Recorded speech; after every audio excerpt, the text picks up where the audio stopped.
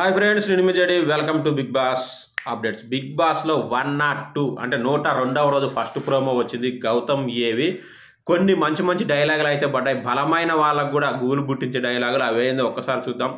లక్ష్యాన్ని ఛేదించేందుకు మీకున్న ఏకాగ్రతను చూసి ఇంట్లో ఉన్న బలమైన కంటెస్టెంట్స్ కూడా ఆలోచనలు పడ్డారని బిగ్ బాస్ మాట. ఇది నా మాట కాదు, బిగ్ బాస్ మాట.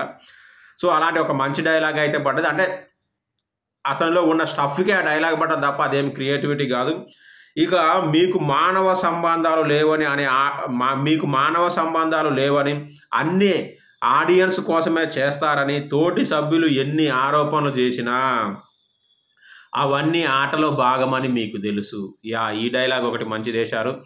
అలాగే వాళ్ళు ఊహించని విధంగా వారిపై దాడి చేశారు. అంటే గౌతమ్ ఇలా ఆడతారని ఎవడు ఎక్స్పెక్ట్ చేయలేదు అనే విధంగా బిగ్ బాస్ చెప్పుకొచ్చారు.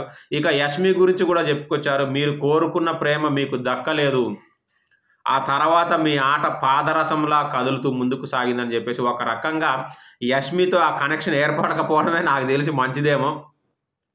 ఏర్పడి ఉంటే బుగ్ అయిపోయేవాడేమో గౌతమ్ అనుకుంటా. నిజమా కదా కామెంట్ చేయండి.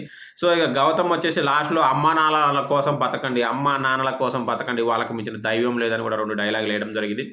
సో చాలా చాలా బాగుంది. ఏవి మంచి డైలాగులు పడ్డాయి. అతనిలో ఉన్న స్టఫ్ని అంటే ఓజీ క్లాన్ వాళ్ళకి ఇచ్చిన కాంపిటీషన్ని బిగ్ బాస్ డైలాగుల రూపంలో చెప్పారు. అది నిజం కూడా, అందులో ఎలాంటి డౌట్ లేదు. సో మీకేమనిపించింది గౌతమ్ ఏమి ఈ మాటలను బట్టి? నిజమా కాదా? అంటే బలమైన కంటెస్టులు అంటే మీకు ఆల్రెడీ తెలుసు, పృథ్వీ అండ్ నిఖిల్తో చాలా గొడవలు కూడా పడడం జరిగింది. సో అలా పడే ఈడు వరకు వచ్చాడు. సో నాకైతే బాగా నచ్చింది. మీకు నచ్చిందా లేదా కామెంట్ చేయండి. నెక్స్ట్ ఏవి కోసం వెయిట్ చేద్దాం. మేబీ అవినాష్.